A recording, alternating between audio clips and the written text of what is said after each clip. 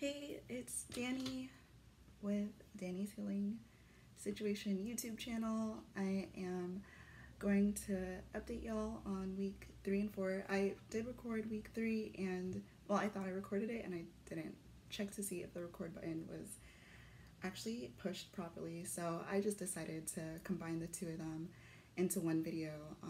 My progress has been constant and it has been not significant, so there's not a large update basically is what I'm trying to say. The biggest things that have happened is that I have gotten my stitches out 4.5 weeks after my surgery date. I was able to get the stitches removed. I was pretty happy about that. My plastic surgeon who was responsible for closing the wound, he is really satisfied with how everything looks, and even the hole towards the bottom of my incision where he had to open it up a little bit, that's closing really well.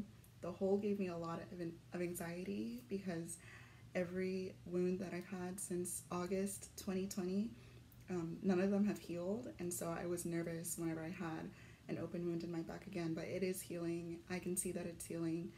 He says that it's healing, and we no longer have to pack it. So I just have gauze on top of it, and I'm hoping it'll close up in a couple of weeks. The restrictions that I have still is really in terms of like what I lift and physical activity, like working out. Those will be lifted once the wound is actually closed. So I see the light at the end of the tunnel very brightly. This has been a long process and it's coming to an end. So anyone that's going through that process, just you have to be your best advocate in terms of surgery and also just detailing your pain and what you're going through, because you really do know your body best at the end of the day. You have a really good idea of what's going on. Another significant thing that happened is that I'm on the vancomycin, the IV antibiotic. I was on a dose that I would take through the IV for an hour every day at 9 a.m. and 9 p.m. It looks like this little squishy thing, and it would get hooked up to the PICC line. I guess my body was metabolizing it too quickly. Whenever you're on this medication, you do blood work so that they make sure that you're getting the proper dose and that your body is actually reacting well to the medication. And I guess my levels were really low, so they upped my dose and I got a new one. It was way heftier than the first one. The 2 size differences, but I like this one a little better because it kind of fits in some of the pockets that I have easier, but I've gotten pretty creative in how I carry this around whenever I'm doing my dose. I usually try to, just watch TV or something simple, but sometimes I have other things to do and this has to travel with me, so that's been a funny journey, just moving around with my little hefty dose of vancomycin. So I'm hoping that my levels will be good whenever I get my blood work back, probably next week. And yeah, so the stitches out. So the stitches are out, the holes are closing, and my vancomycin dose was increased. But I'm hoping in the next, I want to say in the next 2 weeks, I'm hoping I'll be off of this medicine. I really don't know how they gauge that, so I'll just wait till when they tell me that I'll be off of this medicine. But overall, I'm feeling really, really good. I was sitting on the couch with my husband and I was just really in tune with my body in that moment. And I told him, I'm like, wow, I think this is how I'm going to feel moving forward. I think this is my new normal, because my normal for so long had been pain. And I was feeling really pain-free in that moment, and I'm getting used to it. And I was excited. And I got up and I went and got all my pain medications. And I was like, yeah, I'm just going to throw these away. I don't think we need them anymore. And my husband was like, hold on, like, just keep them. You don't have to throw away all of your pain meds. But that's just how I felt, It just felt so symbolic for me, because for me to feel like I can really toss all of my pain medication is a really big deal. It's not something I relied on, but I have been prescribed a lot of pain meds and muscle relaxers, and I would love to be able to just get rid of them. So that's just where I'm at mentally. I feel really good, and I'm embracing the fact that this is my new normal. relatively pain-free life.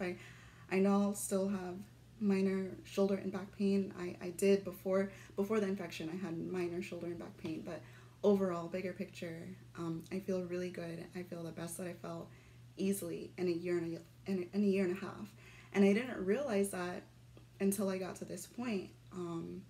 And it made me realize how used to the pain that I was used to living with the pain, because when I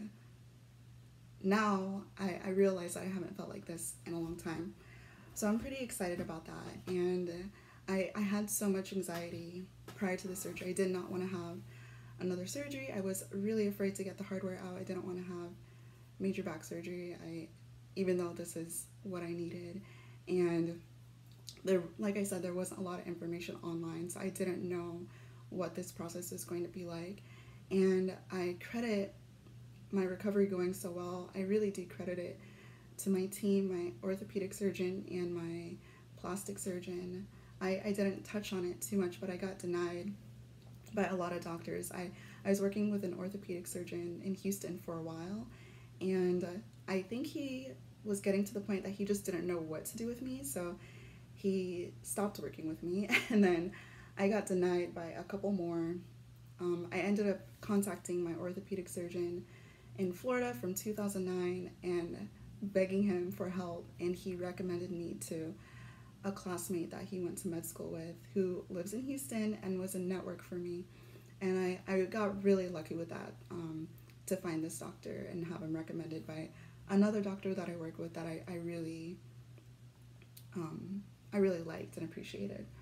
And then my plastic surgeon, it took me a couple tries to find a plastic surgeon willing to work with me as well. So I'm so grateful to my team. And yeah, I'm just getting used to life without pain. And I'm really welcoming the fact that this chapter is coming to an end. And I feel like if this entire situation had to happen, this really random, rare situation, I feel really lucky with the way that it's played out. It hasn't been an easy road, but there have been things that have happened that let me know, even though this situation isn't ideal, if it has to be part of your life, you got lucky in many, many instances. So yeah, I'm really happy. And I think one of my big takeaways from this entire process has been you really have to be your best advocate. So if anyone is going through this situation in terms of the spinal fusion and the infection, it is a weird situation, and it's hard to diagnose. And the runaround that I got was exhausting, and it is fatiguing. So constantly have to re-explain your surgery and try to figure out what's going on with the limited resources that you have. So I'll say to keep your energy up if you can. There are many times where I lay down and I was like, I'm over this and I'm not following up with this anymore. And then a friend or a family member would push me to follow through, because they're like, well, you can't just live like this. You have to figure out what's happening. So just the best of luck to anyone that is going through this. It is very exhausting to take on, trying to figure out what is mysteriously going on with you, in addition to all of life's regular stressors. So yeah, I'm feeling really good. The scar looks good. Over the past year, since my first two surgeries, or my two surgeries in 2020, every time I saw a picture of my back, I would literally be in shock, and sometimes move to tears, and I don't want to say dramatic, because that's how I was really feeling, but I was freaking out at what I was seeing.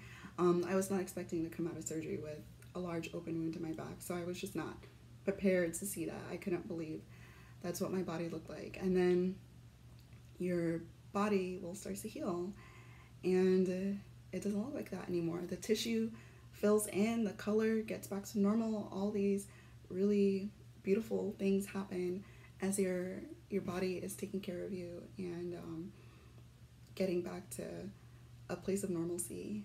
So that's been really interesting to see, because I remember how I felt seeing my wound, and then now I'm able to look at it I know that that's really an old chapter for me, and that is, it's all coming to an end soon. And so I was thinking about when I was going to consider myself healed of this situation, and I wanted it to be something symbolic, something that I like. And I was like, I think it'll be a massage. If I'm cleared to go to massage, it means that the wound is closed. It means that the tissue is mature enough to handle massage. And it means that I'm comfortable enough to lay and have someone press on my back area. So yeah, once I'm able to get a massage, that is going to be my symbolic thing that signifies that I'm healed of this infection, this hardware infection situation. So that's really my update for the next 3 to 4 for my 3 to 4 week update. The next things that I'm hoping for is just to be done with the PICC line, get the vancomycin out, or be done with the vancomycin, and also be cleared to go back to some physical activity. I'm going to start doing a lot more research on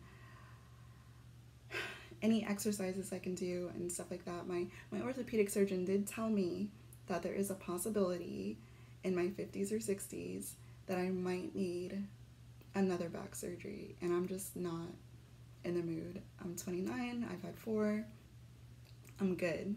My quota has been surpassed. So yeah, I'm just gonna do some sort of research to see if there's anything I could possibly do, anything in my power that I can do to avoid that. But I'll be excited to get back to Pilates and yoga and those kind of things. So that's really it for my update. I'm an open book. If anyone is going through this and you need to chat, my email information is within my YouTube page link.